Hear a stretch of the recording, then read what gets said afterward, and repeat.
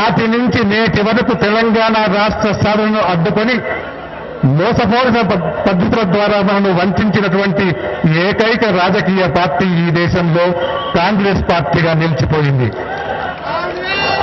1955-56లో federal commission Telangana రాష్ట్ర ప్రాంతాన్ని ప్రత్యేక రాష్ట్రంగానే ఉంచాలి అనేటువంటి ఖచ్చితమైన సిఫారసు చేసినప్పటికీ ఆనాటి కాంగ్రెస్ నాయకులు కుట్రపూరిత పద్ధతులతో తెలంగాణ రాష్ట్రం కాకుండా చేసింది.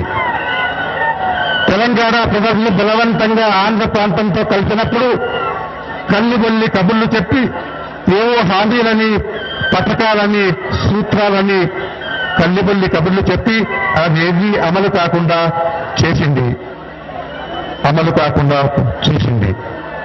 దానికి ప్రతిక్రియగా 68-69లో తెలంగాణ ప్రాంత ప్రజలు